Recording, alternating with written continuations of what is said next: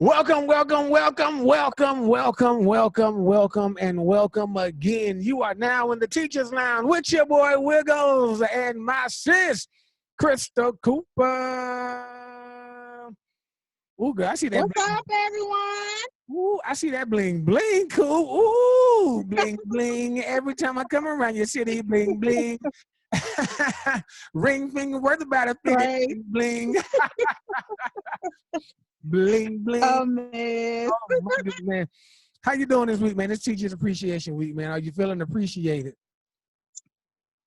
Yeah, I'm doing really good. My school today, they decided to honor all our teachers by doing like a drive-through lunch. And so I was able to go pull up with my mask on, of course, Okay. practicing the social distancing, making sure that we're still safe. And they provided lunch and had a little goodie bag, and it was real nice. And that was pretty much it. I mean, all week we've been doing different things. I think we have trivia every day.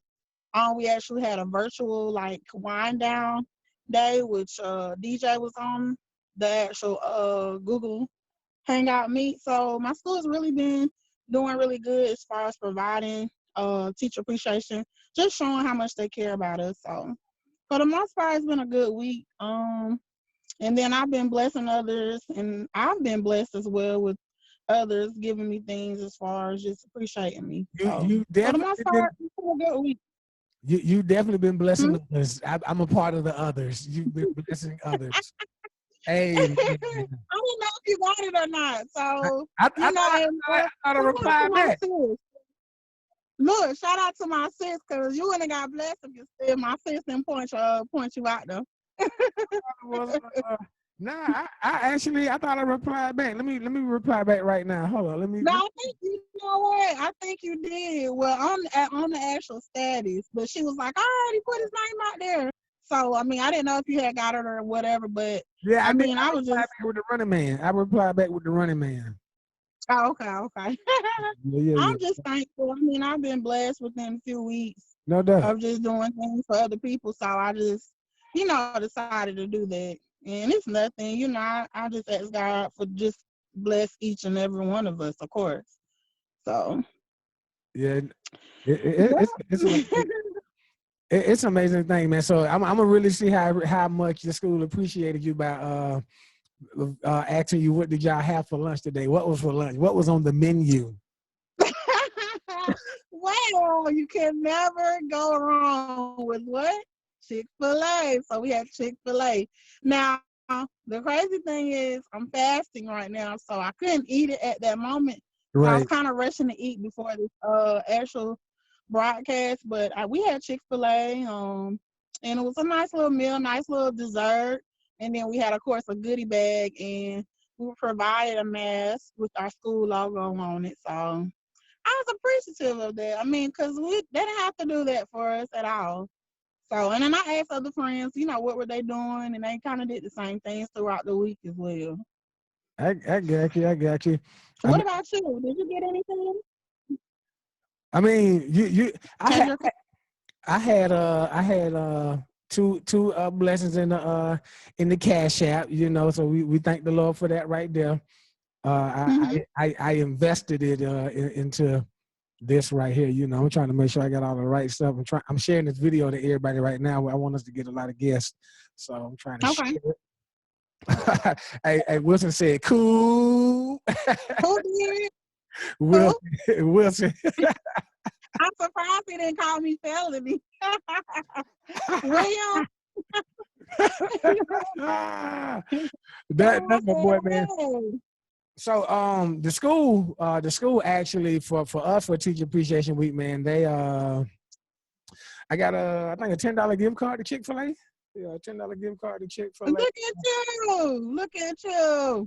I mean, I actually hadn't even really been eating Chick-fil-A like that though. You know what I'm saying? I hadn't been. I know. Look, the word on the street is you've been on Sonic heavy. Hey, look, man, I don't know what's honestly. For me, man, I don't know where the craving came from. You know what I'm saying? I don't know where the craving came from, but one day after school, maybe I was like, I want a bacon cheeseburger. And I'm one of from Sonics. And I seen Tommy, our classmate. You know, Tommy, he's the instructional coach for Liberty County now, and so he was there as well, man. And so Okay. you know, we all trying to get it in. Who else we got? Janisha said, "Hey, man, it's so many people Hey, tuning Steve. in." I'm trying. What's up, y'all? Come on and join in. Look, everybody joining in. If we got any other educators out there, man, I'm gonna share the link with y'all in a minute. So if y'all want to chime in and get on this thing, y'all can. I'm just trying to get it together so I can look at y'all. So Please do, please. man, we're gonna have this good conversation. So look, now I got some. Today I talked with my. I had a conversation, I should say, with with the upper echelon of Upper echelon. yeah, with the upper echelon. Oh, I guess is finally here with the upper echelon of the school, man. And we were talking about retention and stuff like that. And so, Okay. yeah, I found out, man, that my student that I was thinking that was gonna be retained ain't. Ain't. And we're gonna talk about that in a minute. Ladies and gentlemen, coming to the stage, man, I guess for the evening, man, my frat brother, Coots frat brother, pledged out of Savannah State University, Brandon Coleman is now coming. He's a teacher up in the Atlanta area high school, 9th grade and 12th grade, biology, ecology, and all the other ologies, man. He about to get ready to come on the show right now. It's gonna take him some time to get his audio fixed, but y'all make sure y'all share the video right now. All the educators, happy Teacher Appreciation Week to you right now. Heck, oh, look at him looking. Brandon, you better look at the camera, brother. You got to look at the camera right now. Oh, you unmuted and everything. What's going happening? on? Oh, What's going on? Hey, how are you? Hey, how's it going, Crystal? I'm doing good. How are you? I'm all right. They got Look, you in the, I'm in the car. yeah, I see it. You're in the car, hiding away from everybody. Huh? Hey, I'm going to copy this to the link. So we got some more teachers that want to come on. I'm going to let them come in here shortly. Brandon, man, welcome, brother. I'm glad to see you, man. You got them traps out, man. Oh my gosh, my boy, that's my body out already. I see. Look, I just saw your message, so I was like, let me log on now. I'm gonna put a shirt on, man. You don't got to put no shirt on, man. It's a teacher's lounge, man. You know, it's digital learning. You don't got to put you don't got to put a shirt on. All right, cool. Yeah. You ain't got to put no shirt on, man. Relax, man. I really didn't Look, want this is not a professional development. This is not.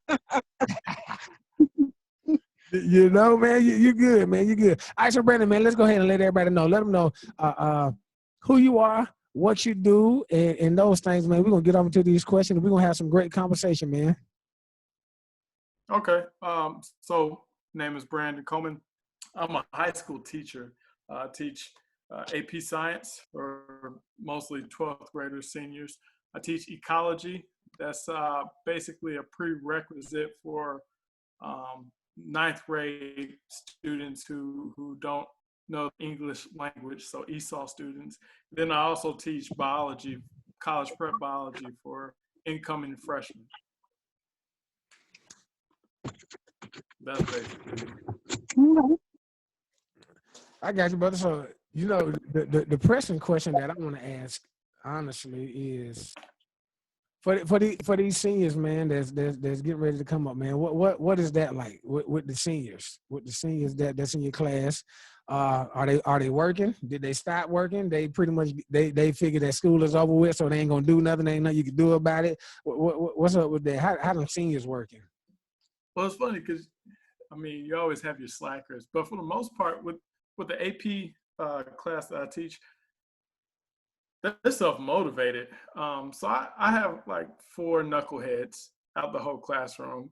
But everybody has their plans. They know what they want to do. They're either going to the military, going to college. There's either or basically. And for the most part, all the students who are going to college, they're doing their work because they don't want to mess up their GPA. They don't want to look bad. The students who are going to the military, they're still doing their work. But you still have a couple of people who are just like, blah, like they know the system. They know that this semester is a wash, that they're going to get leniency. And so they're like, if I turn it in, I turn it in. If not, I still pass. Who cares? I mean, And they feel like they've already been passing before all of this happened. So it's like, whatever. Yeah, like Mhm. in our county, we have this rule. Basically, we're not supposed to give anybody a grade that's lower than what they received before we went on the pandemic break. Mhm. I'm not sure if the students know that, or maybe they got hip to that or not. But Mhm. I mean, some students just know that teachers are going to work with them and they can turn in stuff whenever they feel like it. So they take advantage of that. But other students, for the most part, are doing their things. I'm talking about the Mhm. seniors, the freshmen. That's a whole nother level right there. So Right. tell us about the freshmen. What the freshmen doing, man? What are the freshmen doing? I don't know. Nothing probably. They're different. I don't know. It's different. They're a different breed. They're like they're not used to the responsibility. So, and then you add on the pressure of doing everything online. And Right. so now it's not somebody like me telling them, okay, you gotta do this, you gotta do this, you gotta do this. Is they're left to their own devices because their parents are at work, and so they gotta take care of themselves right now. Um, so a lot of them are are failing miserably. Um, like they have no structure, and I don't know what to tell you. They're on games or what, but they're just not doing Is their it work. is it the workload? Yeah, some of it is because I think at the beginning of I'm just speaking from my school. I think at the beginning all the teachers were like, okay, we got to make sure our lesson plans are grade 100, right? And so they were giving out so much, but you got Mm-hmm. to think this is high school, so you have 5, 6 different classes that are giving you Subjects. all Mm-hmm. this stuff. And if you miss one day of turning something in, you're behind the 8 ball. It's extra pressure on the student. So I can feel where they're coming from, being overloaded with burden.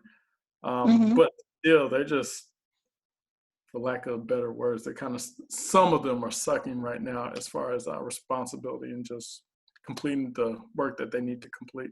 Well, the thing that I've been telling my fourth and fifth grade students is like they're getting an opportunity to taste college before they even get to college, because in college ain't nobody telling you to get up, they ain't telling you when to work, how to work. You get the assignment and you come to class when class is scheduled, or if it's an online class, you do the meetings when you're supposed to do the meetings.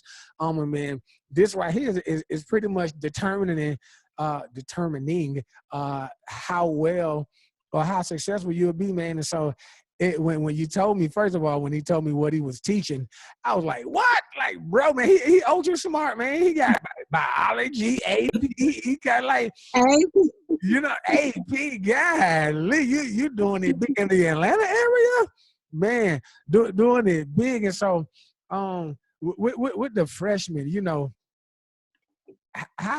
how do you, well, shoot, are you even able to encourage them to do the work throughout this time?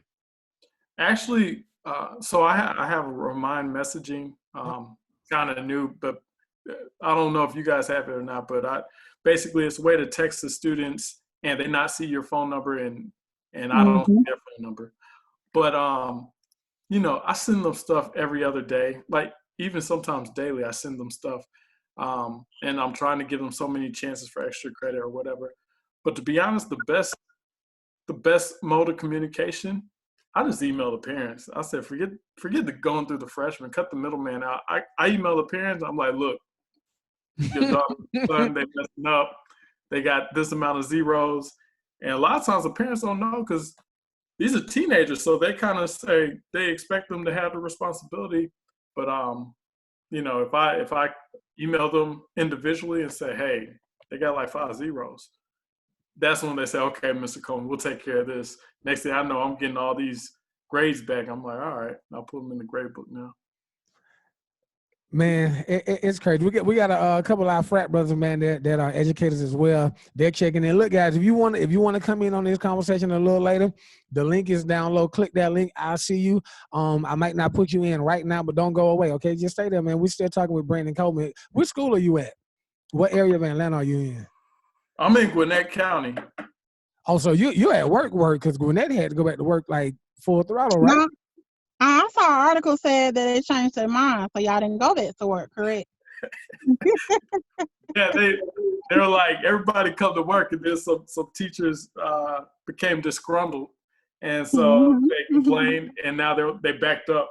They They backed was off, like, no. and they're like, look, if you want to come to work, you can come to work. So of course, teachers like, nah. Nah. Yeah. So when did that email come out? You know, when did That came out.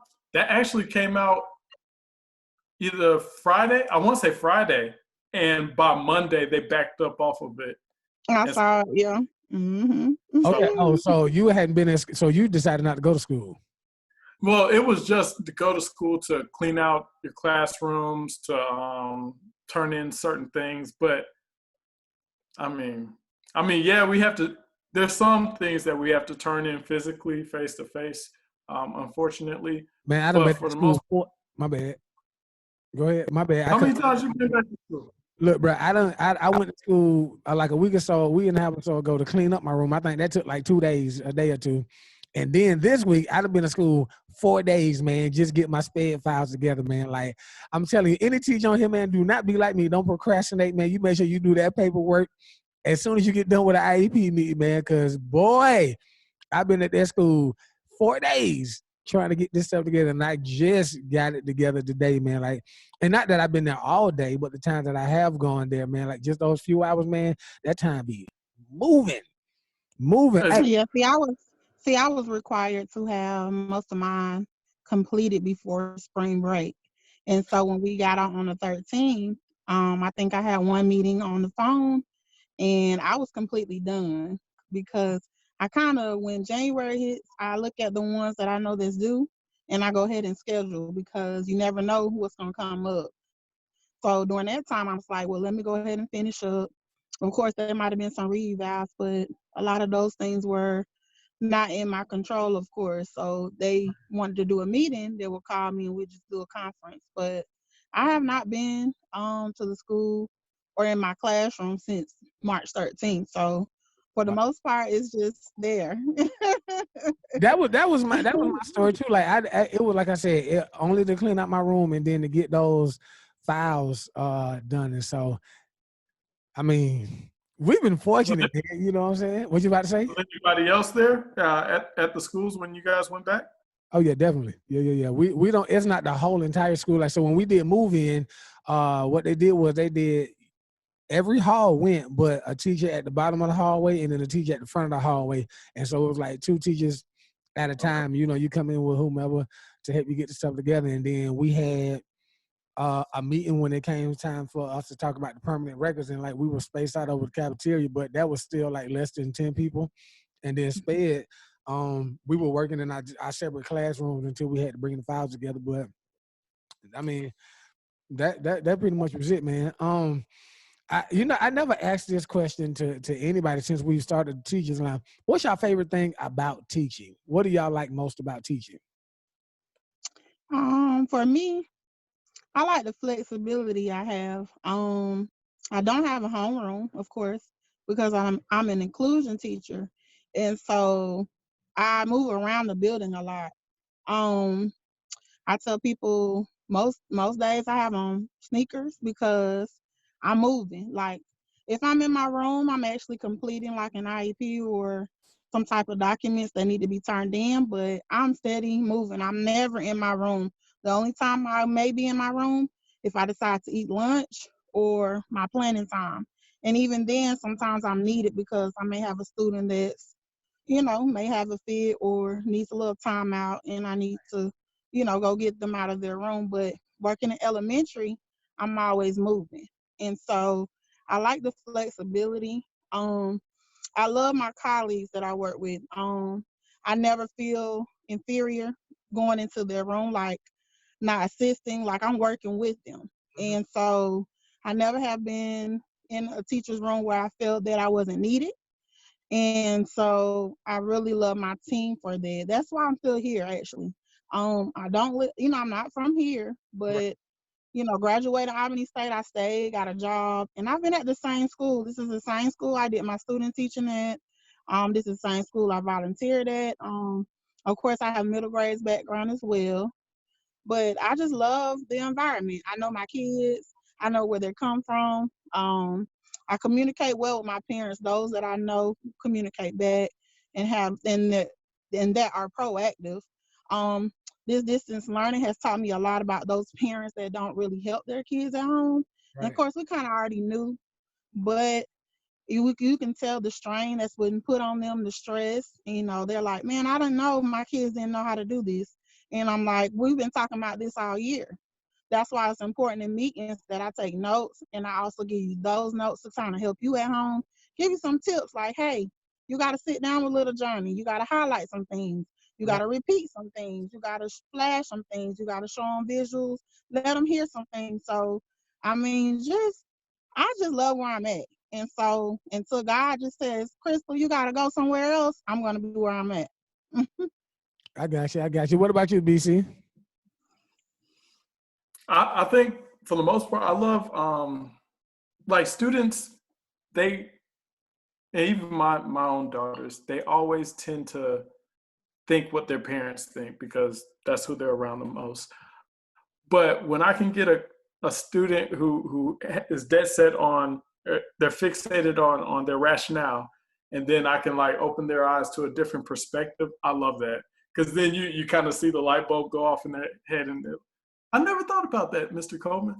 And so for me, that's what I love the most. I started at elementary, I did middle, but then I became a scientist for a while.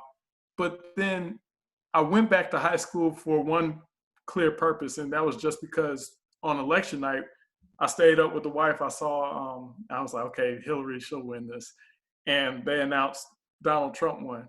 And at that moment, I was like, I got to get back into the classroom. I got to change people's minds. I got to open them up to just thinking about things smarter and being more open-minded. And so when I can do that to students, especially white students, when I can do that to students, that's what I love the most about teaching. It's just molding them or just helping them think better, think critically, see all the options, and Right. then make an informed decision.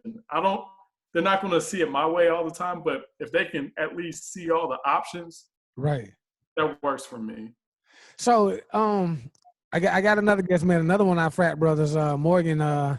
C. Arnold. He's waiting to come in. Morgan, don't go nowhere. I'm gonna let you in a second. Do not go anywhere. So you said it was election time, and you was like, "Oh, Hillary was gonna make it," but Donald Trump won. What about Hillary though? If she would have won, you would have been okay with her doing it, and you would have never thought to come back to the classroom. To be honest, like I didn't vote for Hillary in the primary. Mm-hmm. Yeah, to be honest, it was as soon as I saw Trump elected, I was like, in what reality are we in where he gets elected for the things he had did right then, leading up to that point? And so I said, okay, well, if people elect him, that means they're just not informed. They're not educated. They're easily manipulated. And so where does that start at? That starts when you're in school, where you learn to think for yourself. And so that's when I was like, all right, even like I love my job doing what I was doing in DC, but I don't know, there was a bigger purpose. There was a larger purpose. So that's why I went back to the classroom. I got you. Cool. I ain't gonna answer that. Well, I ain't gonna. What I like most about teaching, even though what I like most about teaching is the impression that I get to make on kids. You know what I'm saying? Especially those special ed kids, man. I have some students or had some students, man, who are still currently actively in my life right now. You know what I'm saying? They're like family, man. And so I have the parents give me every opportunity, man, to see them, you know what I'm saying, in their moments, man. And that's what I like. I just like being able to make the kid feel good, you know, and then when those kids don't have opportunity to, I don't want to say don't have opportunity, man. Kids, what I found out is that the learning curves, man, are incredibly huge, or gaps. That gap when it comes to learning is they're huge. The patience that teachers have is very short, and I have this innate ability to have patience when with some students. Now there are certain students though that I'm a little like, yo, you got it, like stop playing with me, you know what I'm saying? But then there's others that I'm like, come on, come to my classroom. Let me get a group of people. Come to the classroom. Let me break it down like this. And then with the skills that I have, man, like DJing and stuff, when we have school parties, I like being able to DJ for the kids. They get to see me in a totally different light. So when they see me in the streets, they're like, oh, Mr. Serge, you DJ my party. Yay, Mr. DJ. And I'm like, in school, I'm not Mr. DJ. I am Mr. Serge. You know, those things are, I just like being able to be me. You know what I'm saying? I like being able to be me. I'm gonna go ahead and let Morgan come in now, man. Again, one of our frat brothers, man. He's actually like in higher ed, and so he got a totally different take, man. Here we go. I'm gonna bring him in, and we can ask him some of them good old questions as well.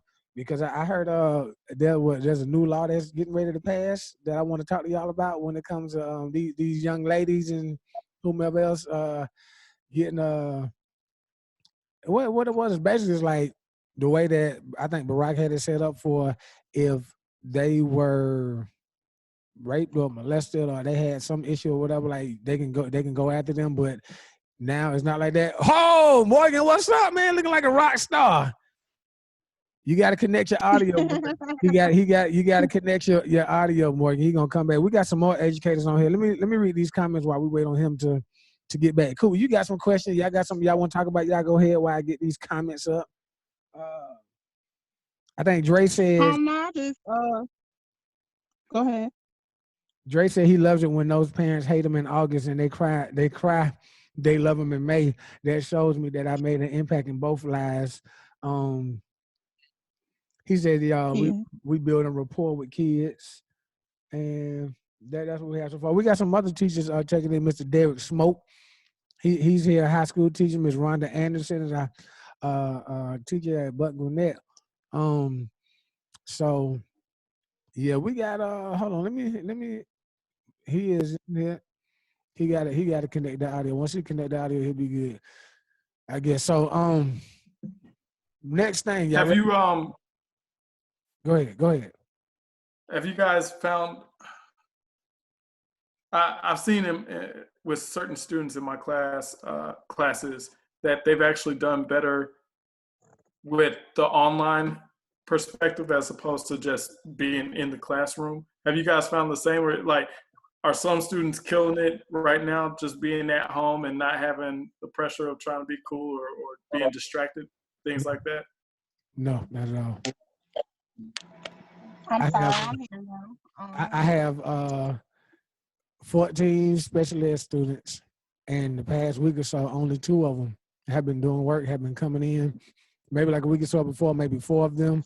And what I do is I have digital classes Monday and Wednesdays, only 30 minutes, just to do a review. It's kind of, we review it, go over it, and then I send them some work. We got our resource teacher who sends math resource. Honestly, I have no idea if they're doing the resource work at all whatsoever because that's not my lane on the field. But what just in my house, man, I got a daughter who's a junior in high school who will be a senior, and a son who's going from middle school to high school. And my son seemed to have been doing a lot better. My daughter, though, she's been, they be at home, and, for them, I think it's just like, I guess they're just like chilling, And so we had that thing where it's a little hard for them to do it. But my students, though, as a teacher, I'm enjoying digital learning. I enjoy it. You know what I'm saying? I enjoy it. Morgan, I can't see you, but I can hear you, man. Can you hear me, Morgan? Can you hear me? Yeah, I can hear you fine. I can hear you fine. Okay, man, Morgan. All right, introduce yourself, man. Let everybody know who you are and let them know what you do, where you are, and let's go into this conversation, brother. Okay. Hello, everyone. I'm Morgan Arnold, and I teach. Actually, I teach college at Central Georgia College here in Macon and Warner Robins. What'd you say you teach again? Teach math. Mostly adult learners, but we do have like dual enrollment students too. So what's that like? What did I know what it's like based on what you post on Facebook, but let everybody else know what it's like teaching adult math or adults math. You have the same challenges. That's with dual enrollment. You have to remember that they're high school students and they got stuff going on. But you also have to remember you have to follow college rules too. Mm. Right. How long have you been doing that? I've been at CGTC for 16 years. Okay. Have you always taught college, or have you been high school, middle school, elementary, or? I taught down in Cordele, Chris County High School for 1 year. And of course, they piled on the EBD students from single parents, behavioral. I had one who was charged with grand theft auto. They just piled on, because I was the rookie. They piled on all the special needs students in one class. I have a colleague But now, and it's funny that you said I have a colleague now. She's I want to say alternative, but she has all the special needs high schools, and she's at Chris County. So I definitely know what you're talking about. Mm-hmm. oh, God bless her.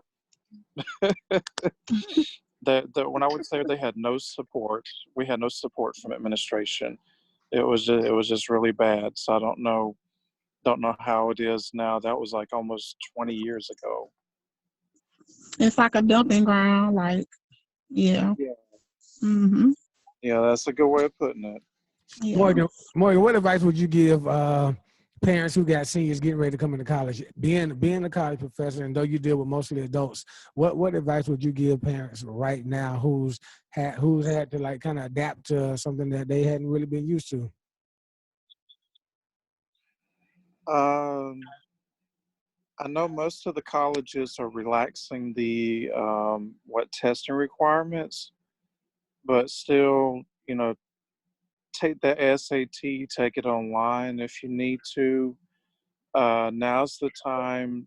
Even back in ninth grade as a freshman, you need to start looking at scholarships and let somebody else pay for it. I tell my niece and nephew that all the time, to look for scholarships. There's free money out there. You just got to look for it.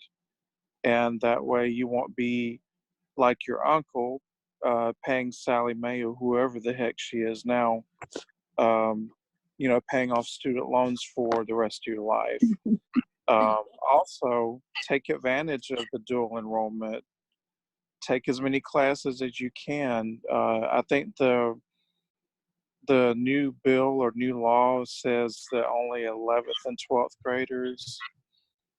I don't really know the Yeah, specifics of the I law, heard a little but bit about it. I didn't get too much into it, but I heard that they were changing the dynamics of dual enrollment, and so not as many students could really take advantage of dual enrollment, and the number of credits were changing as well.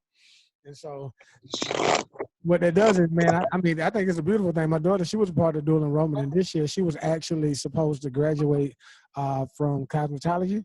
She had did that down in Hinesville at Savannah Tech. So, man, I got me a licensed beautician in the house, and so she wants to go to the Air Force, and sometimes she don't know what she want to do. But I mean, I want her to really open up that business, man. Down here in Hinesville, get the experience, and eventually, move on to wherever she want to go. I think that's dope. Brandon, question I have for you, man, with your seniors. I know you said earlier the different ones that want to go to college. You got someone to do the military. What advice do you give those students that get ready to leave high school? Have you been trying to persuade them to do anything, or what, how do you motivate those seniors? Uh, Most of them have an idea of what they want to do already. But as a former scientist, I always try to show them where the world is headed, where the environment is headed. So I always tell them there's a need for environmental scientists or engineers or biologists or chemists or anything like that. And the main thing that when I say something and when I'll see their eyes light up is when I tell them how much they make. So I try to come in with the salary, like, man, you make such amount of money, but I do tell them you might have to stay in school for like 6 to 8 years to make that money, but Right. still, you know, you can make money like that. And a lot of times they'll listen and they'll ask questions about it, but do they take it? Probably not. They know what they want in life. At least they have an idea of how they see their life going in the immediate future. So I try my best to pour science on them, but I'm not sure if it works or not. I got you, man. Hey, I look, think it's also go ahead, Kuba. Go ahead. I think it's also important as well when they make those decisions that they have some type of support, because when you don't have any support at home, it's very critical what kind of decisions that they make, because if they don't have the support, they can go whichever way they want to go. So definitely the support from family is needed. I think that was one of the things for me. I had the support, and I come from a military family. I was the first one to graduate from college, so just having the support and love from my family, it pushed me to continue on. All right, we got another guest on right now, man. My bad. Let me go ahead and get us on. Denicia Pope, man, aka Nisi. I grew up with Nisi running the track, man. Nisi is in the building. We can't see her face, but she is here. She was commenting on the digital learning, man. She said she's been having major success, and so she typed it on the comments. But Nisi, man, tell us how and why you've been having such success with this digital learning. Oh, well, first let us know where you at, like what you teach and what grades and those things, and then go into your success story.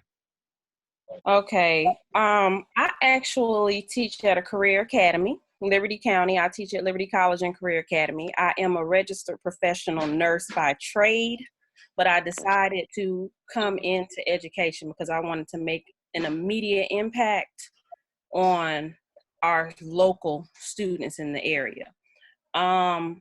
So I have success with digital learning because I have a master's in clinical informatics, which is like a paperless environment. I don't accept any paper in my classroom. Wow. Everything has to be turned in online through Canvas. So we do that all year. So when we transition to this digital learning, I just flip my class. They already know how to turn things in. They already know how to do flip grids. They already know how to reach me by virtual office hours. So it was a very easy transition. And as a result, if I have all 22 students are logging on and completing their work because it's a habit. Because I do not accept paper. We are completely digital, barring some technological difficulties. Right. But because of my informatics background, I stress to them, when you get to college, your professor is not going to take paper. When you get to college, your professor is going to want you to upload this. You have deadlines to meet, 11:59 p.m. If it's not in, it's late. I also do not accept late work unless they have an excused absence. So they pretty much got in the routine of doing what they're supposed to do. And it has continued through this distance learning. Man, that's phenomenal, man. Morgan, you're a college professor. Do you accept late work? Depends on the situation. We have a late policy for the math department where it's like 10 points off per day, and then it turns into a 0. Same with the English department. But going back to what she said about the transition, here at CGTC, the transition, we use Blackboard, but I am familiar with Canvas also. And the transition was actually pretty smooth because everything was housed in Blackboard. All the assignments were, online anyway. So the transition for us was, it was like we were already prepared for it anyway. I got you. Well, ideally. Okay, go ahead. ideally, what I tell them, because I'm in a healthcare environment, college and career, I'm getting you prepared for healthcare. If we are going to teach them how to get a job, we got to teach them how to do it and keep it. That's our goal. Get a job, do a job, keep a job. In healthcare, if you're late to your shift, that's the difference in us having enough staff. So we try to keep them, those soft skills up, because you can get that job, but can you keep it? So I hold them responsible. Accountability is a big thing in healthcare, because I can take care of 3 patients carefully and safely in a 12-hour shift, but I can't take care of 6. So I hold them to the same standards I would be held to if I went on the floor to work, because I'm trying to prepare them to work in healthcare. So my focus is a little different. If they're not logging on and doing their work, I can say, okay, you want to be in my CNA program under my nursing license, you're going to have to prove to me that this is something that you want, because this is my license. I've had it for 16 years without incident, and I'm not giving it up for nobody. So I tell them, I'm looking at what you're doing. Your work ethic will speak for itself. So I kind of have an incentive.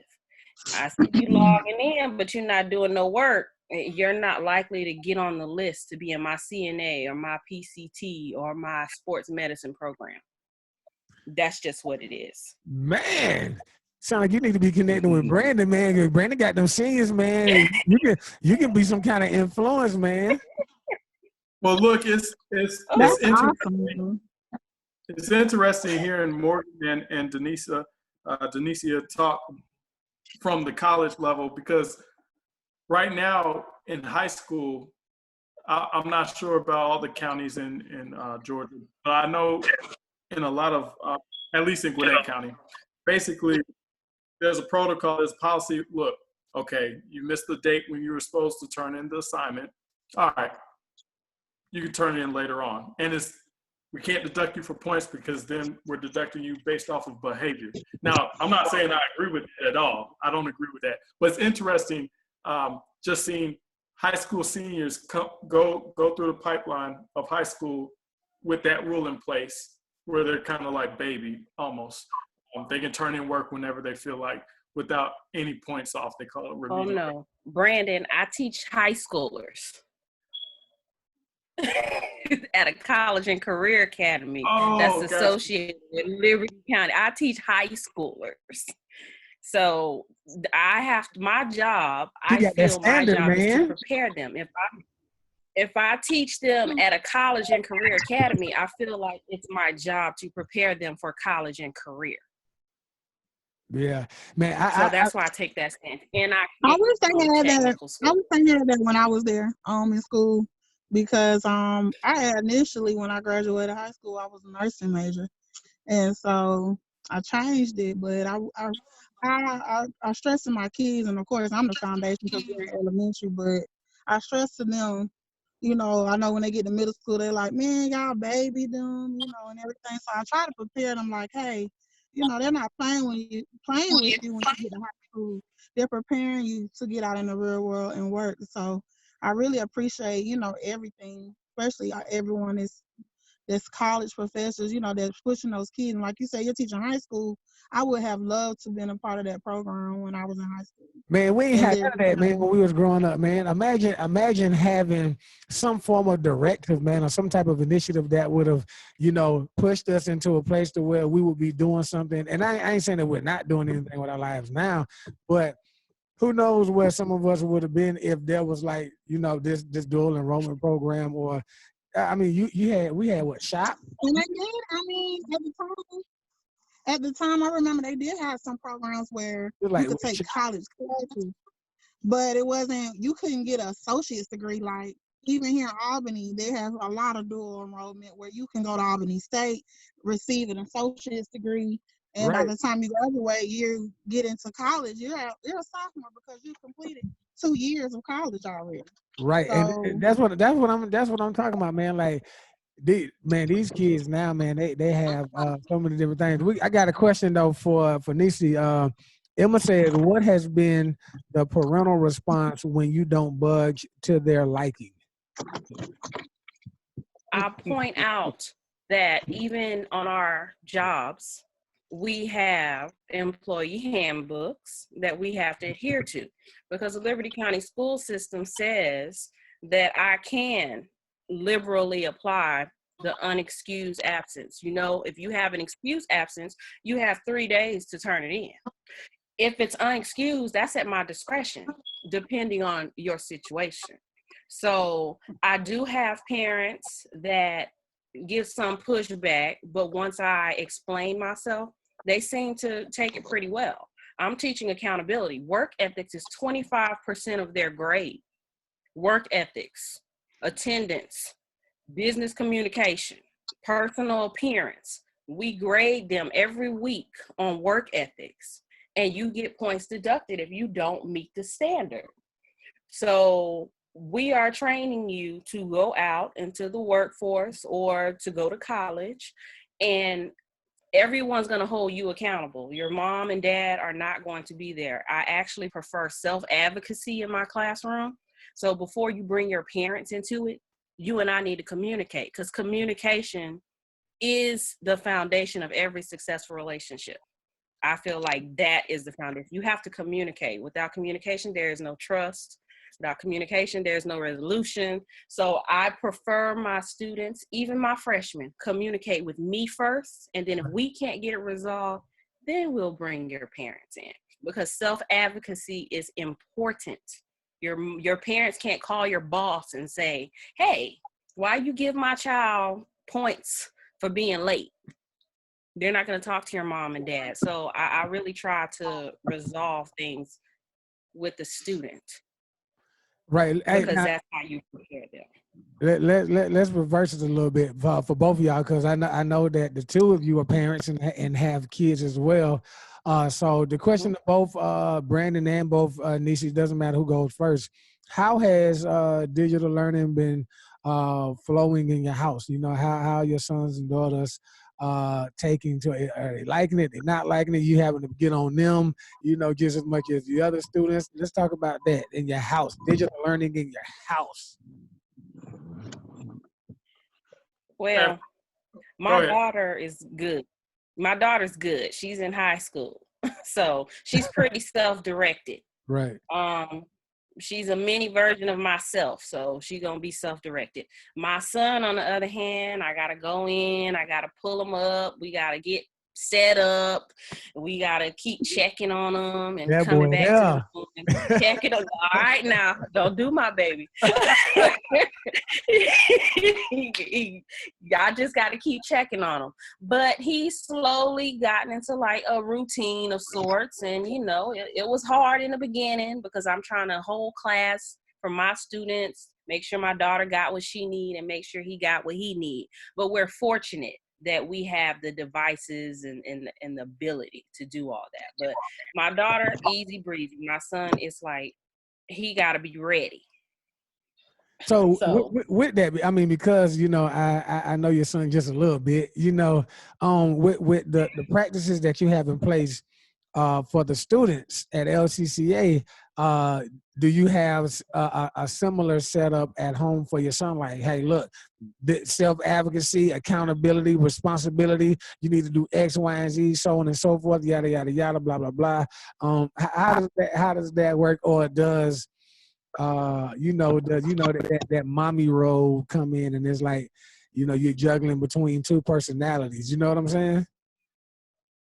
Now, with my daughter, I'm pretty stringent with it. She's in high school. She's a freshman in high school. So, you know, it counts. It's starting to count. Right. And I'm not saying that where he's at doesn't count, but I'm a little more lenient with him because I make adjustments for his personality. He got to be ready for it. He turned into a little bit of a night owl at one point. So if we had to turn in assignments at 2, 3 o'clock in the morning, that's what we were going to do. Okay. As long as he's doing the work. As long as he's doing the work. So I make adjustments for him. Okay. What about you, BC, man? How your daughter's doing, man? Yeah, at first it was crazy because, of course, I'm doing the online distance learning also. So the first week it was just hectic because I'm used to doing it. Like the high school I'm at, that's our thing. We do e-class, it's online.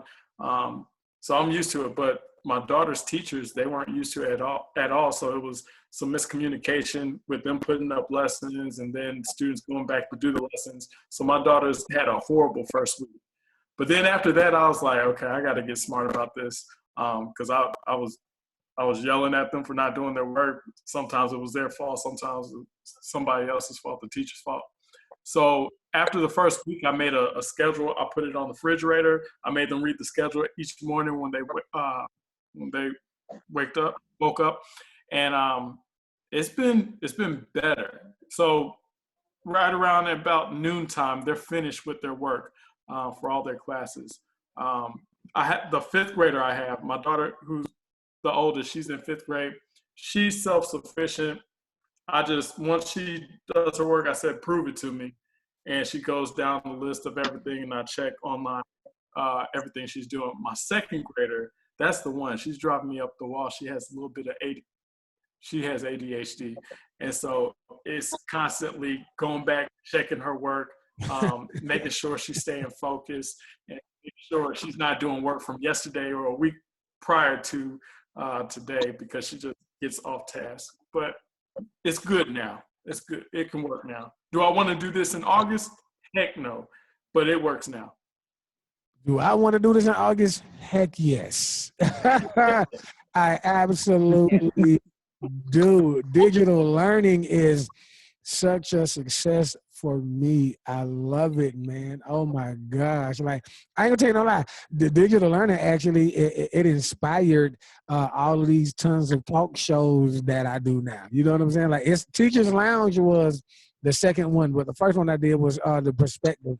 But like, I'm like, man, I'm on the computer, I'm doing this, and I'm learning different ways to do it. And so what I'm about to start doing, because even in my house, I talked about my kids earlier, I think we as parents who are also teachers, really, man, if my kids could see what I actually put into preparing lessons for my students and what it looks like when I'm actually teaching, because they're upstairs listening to me do it. But if they actually realize that I got 14 students and there's only 2 of them here, like, y'all see this, like, y'all really see this, like, so do y'all want to be the 1 or 2 students on that's actually appreciating the fact that your teacher is taking out time to make sure that y'all have work? Or do y'all want to be one of the other students who are like, well, it don't matter, I don't care, maybe I'm going to pass anyway, or I'm going to get through it, man? And I think I want to ask y'all this. What do y'all think about parents, getting the information that 9 times out of 10, if their kids are already doing well, they're just going to do well? Do y'all think that actually made it worse for us as teachers when it came to, doing work and trying to get these kids on? Do you think that was a smart idea to let these people know, off top, like, hey, look, they're going to pass anyway? You know what I'm saying? No, I do not think that was smart, because children have to be intrinsically motivated.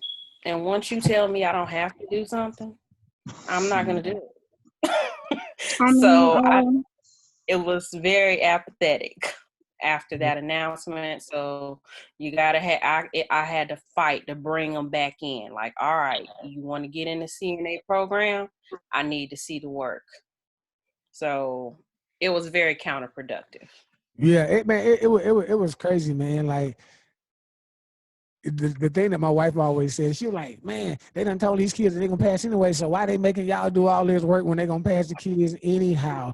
And look, speaking of that, man, today, man, like I said it earlier, man, but today, man, I was speaking with admin, and we were just talking about kids who are on the PID list, promotion and doubt list. And I have a student, man, who has not been as successful as we would want him to be from the beginning of the school year. And because he's already been retained, he's automatically going to the next grade. Automatically. He's going to be in 5th grade on the kindergarten level, reading level, math level, 5th grade, because he's been retained.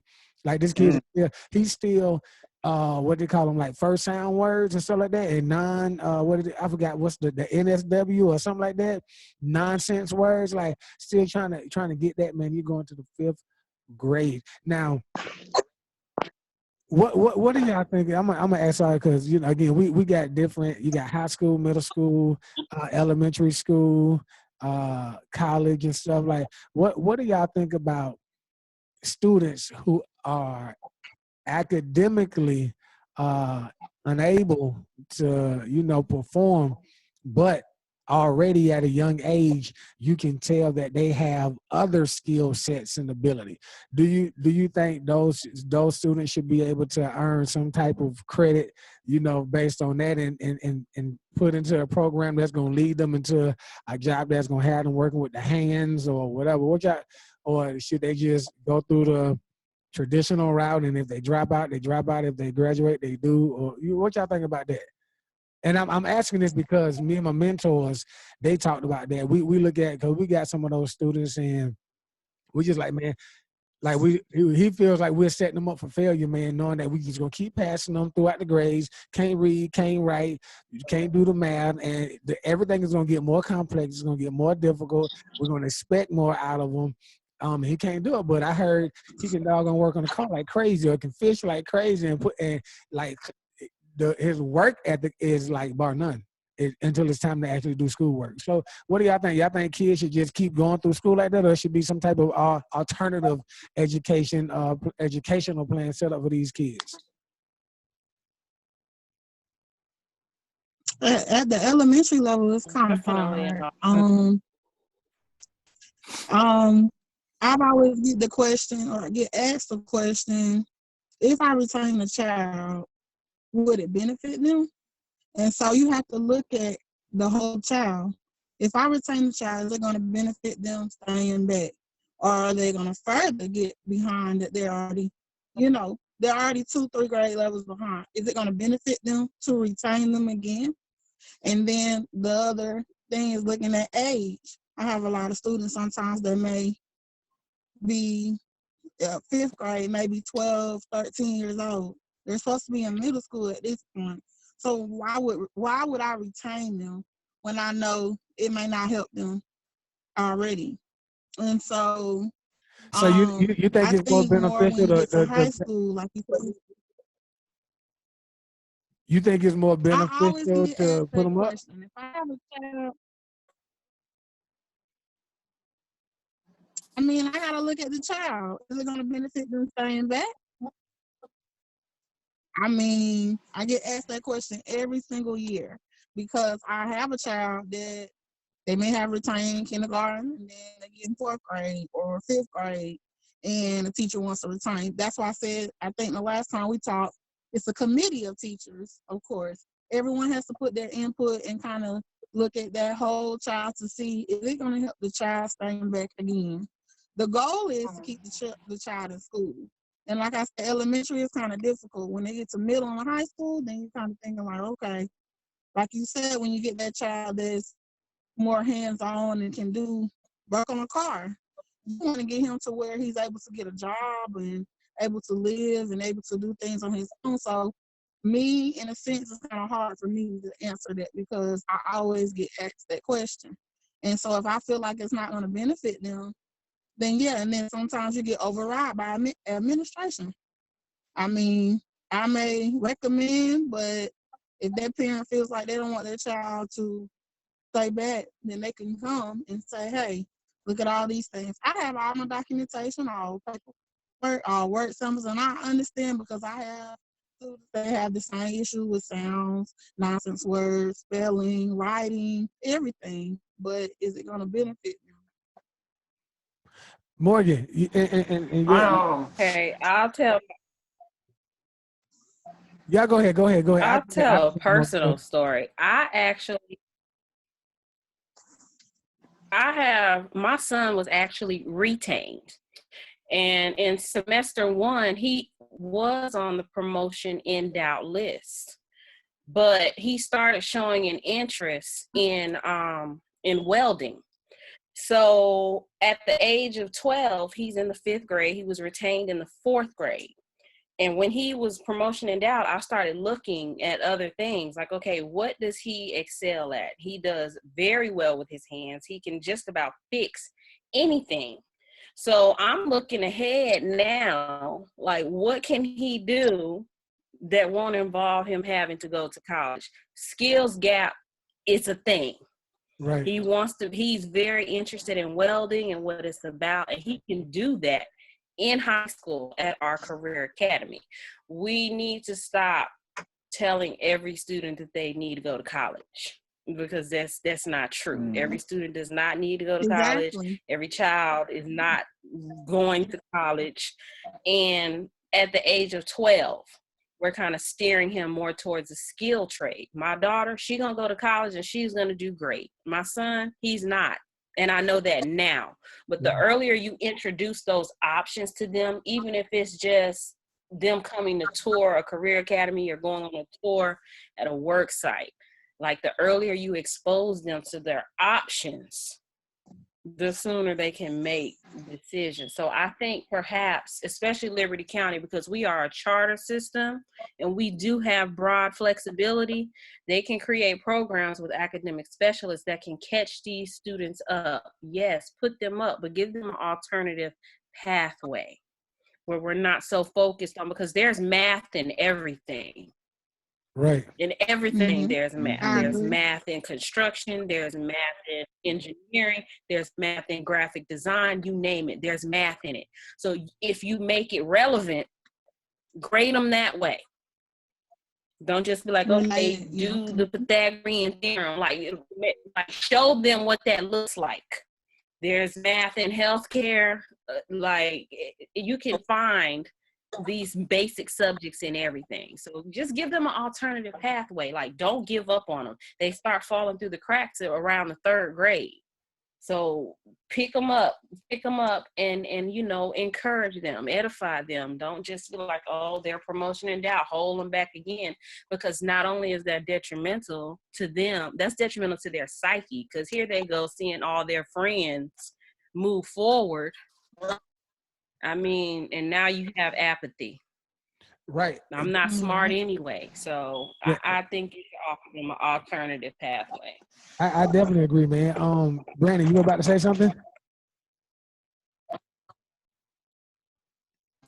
Yeah, it's kind of dealing with what was just stated, but we're in this country, we're not doing education reform, so we're passing them along in the system basically, because that's what it's meant for.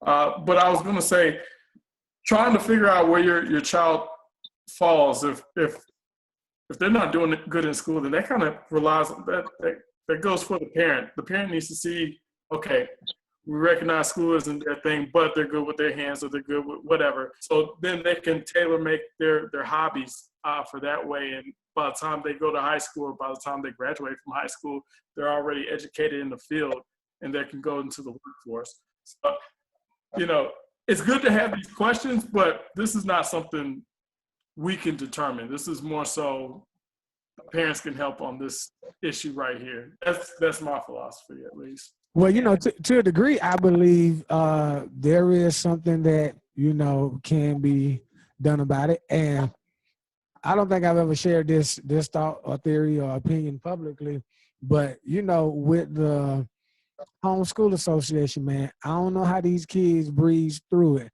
but there's a community of people, and I know, because when I was in Albany, I was able to see Albany. I'm telling you, man, Albany, Georgia was like, I feel like Albany was like a godsend. You know what I'm saying? Because I was opened up to so many different things down in Albany, Georgia, that I don't think I would have been able to see. But I was a PE teacher for a homeschool association, and with those handful of students, man, those students were able to, you know, do whatever classes or however they did their classes together in groups or separate at home, and then still had opportunity to take part in some other things. And I believe that if we were able to take those students, right, who were not academically inclined or some of the best students, put them in a homeschool environment, give them that academia on their level at their pace, and still allow them to see that work world in a sense. That way, though, they would have their high school diploma, and they would be able to do whatever it was that they needed to do without the confinement of class. Because honestly, what they say is unpopular opinion. I don't think kids who are really, really let's see, those kids who have those inabilities, man, or those learning disabilities, I don't think those kids should be in the general education classroom at all whatsoever. You know what I'm saying? It's a detriment to them. It's a detriment to the students who are like just average on level, and those students who are higher, man. I see so many co-teachers struggle with trying to ensure that the kids who are great, they go further, and the kids who are like, they there, but you know, because you're trying to focus on those sped kids, you know what I'm saying, just to make sure that they can get over the hump, because you want them to do better on the GMAS test or whatever, and perform better so you can get better scores for the CCRPI. But that's just my take. I think if we put these kids in a homeschool environment and they can get taught by a group of teachers, if not parents, I mean that's pretty much it, guys. We have Clyde has been on this call for a while. Me and Clyde talked a little earlier about some things. So Clyde, you've been waiting, man. I don't know why you just ain't come in. Clyde, let's talk about Savannah, Georgia, real quick, man. We got about, I say we got about 5 or 10 minutes left on the call, man. But I do want to. Let's talk, man. What we've been talking about. Let's go. From what I've been hearing, a lot of y'all, it sounds like y'all situations are a little bit better than mine. I'm in the inner city, you know, and y'all sound like suburbans, and like I got a college, high school. It seems like everybody got two parents, and man, I'm coming through the projects, inner city Savannah. These kids been failing before they came to me. The parents was failing. You know, I'm coming from those households, so it's a lot different scenario, man. Like. These parents need help. The kids need help. We tutoring both of them in in a Google Classroom. It's just different, you know. I mean, my county, Clyde, I live in a Title I area, so for the most part, I can understand. It sounds like they call it all schools. A lot of the kids are not participating, you know. Yeah, it's like a lot of the kids are not participating, you know, on the Google or in the virtual classroom. But, and, you know, we're getting a lot of complaints from the parents saying this should be excused. I'm like, you know, at what point is it COVID? At what point was it your kid and your family are just, you know, real lazy? I don't know. But, you know, next year we really see. I think they're talking about going into the next school year with this, and that'll be our starting point to, you know, to get more strict on it. So our principal told us to pass everybody. So I'm like, I don't know. That's what I wanted you to say. Eric, y'all heard it here first, man. Oh, it's been said. Our principal said, please pass everybody to eliminate lawsuits, you know, just all kind of district problems. He's like, just pass everybody. You know, you don't be as ethical as possible, but, you know, make sure nobody is in his front door complaining about their grade. Wow. And this is real. Like, I didn't make none of this up. We have a meeting about this almost every day. Well, here's the crazy part. Clyde, tell them what you got to do. I don't know how everybody else's counties are handling it, but Chatham. Oh, we got to do daily timesheets. So we're pretty much trying to fill in, you know, what are we doing every day from 8 to 4, and literally we might have interaction with one student the entire day. That's the participation in Chatham County. 1 to 2 students max. And then it's not the kids that's failing, the ones that need remediation. It's the ones that's already doing good. Man. So yeah, I get a complete different perspective of it, you know. And so it's frustrating for us because we're trying to pass them on to the next grade, and they're already 2 grades behind. So, you know, it's like I don't know what the future's gonna hold for them. It's hey man, I got more people trying to come in. Hey guys, look, if you're trying to come in now, I'm not gonna let you in because I'm gonna get ready to wrap the show up, man. This ain't gonna be a 2 or 3 hour conversation this time, man. I trying to keep us at an hour time, but we at 108 now. You know, I'm not going all night. You know?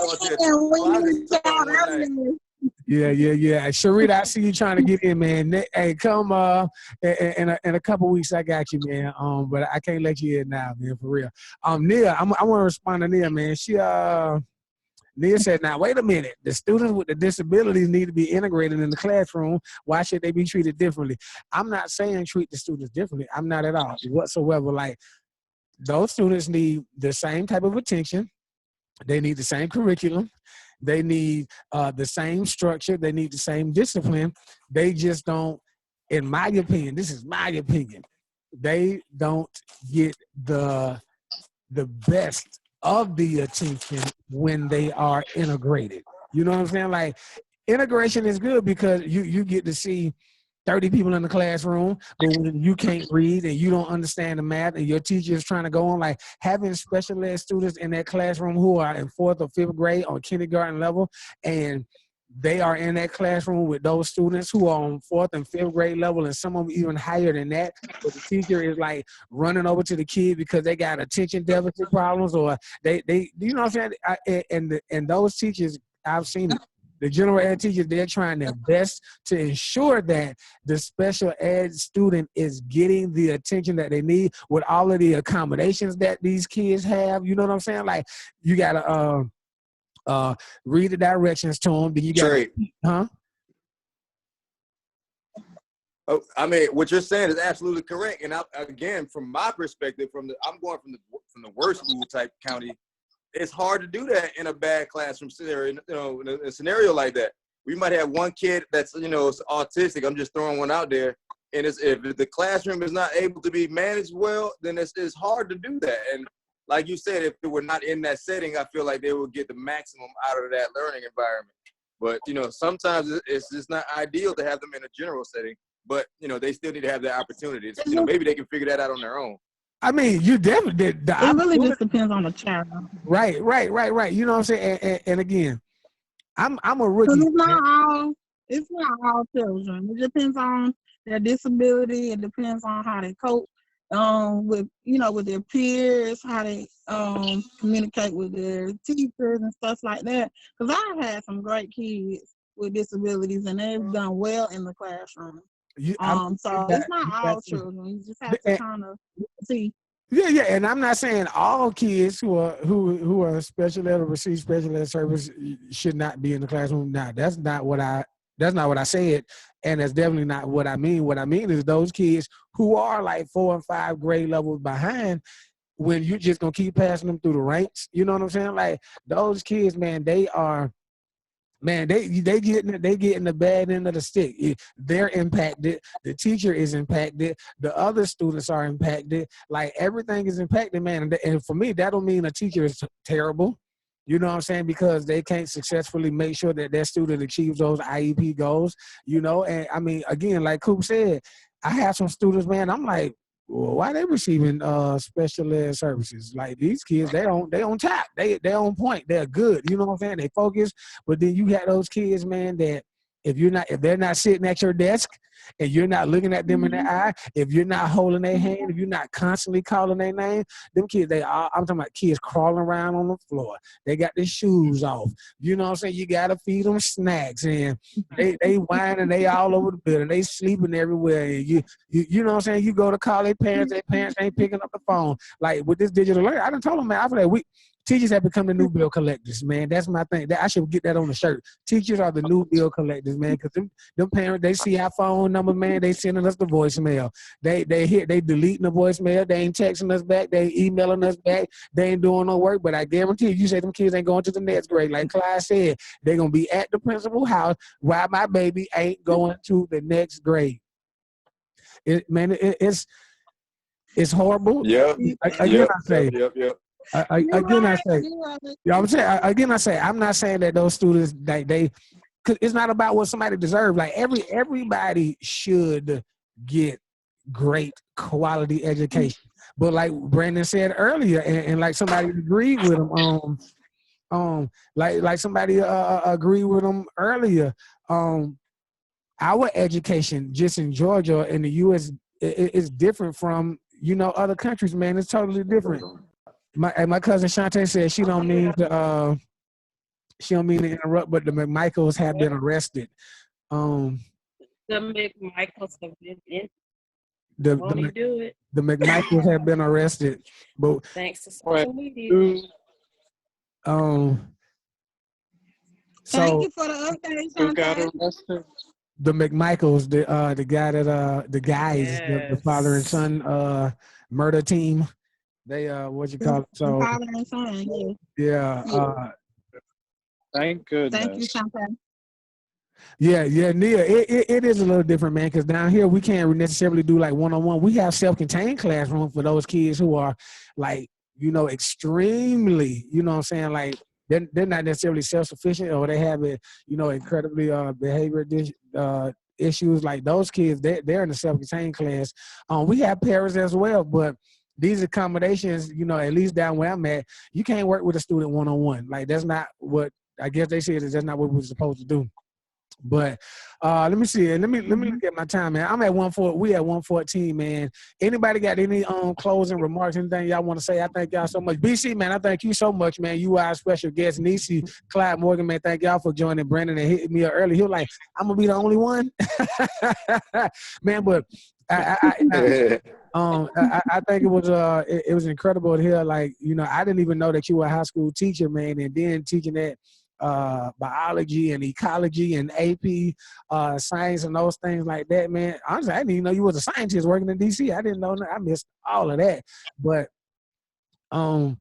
education is one of our one of our things, man. When our fraternity Phi Beta Sigma, man, so it's always good to see our Sigma brothers. Morgan is also one of our fraternity brothers as well, man. It's always good to see the brothers working in education and trying to ensure that our students are getting the best of what we have to offer, man.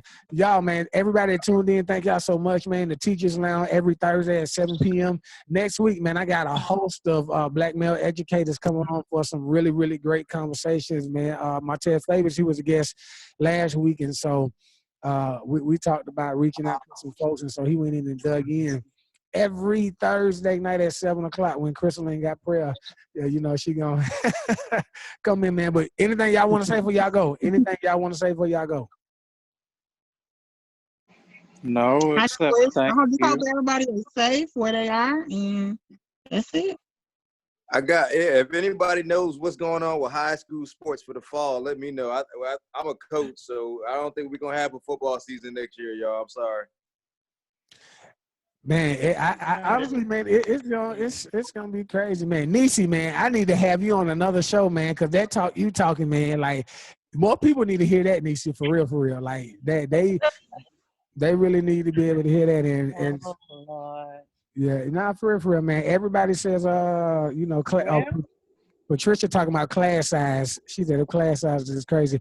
All right, man. I thank y'all so much for joining me, man. Teachers Lounge, Educators Talk with your boy Wiggles and Chris Coop, man. Y'all take care. Do somebody good, somebody do you good. Keep God first, never last. We out.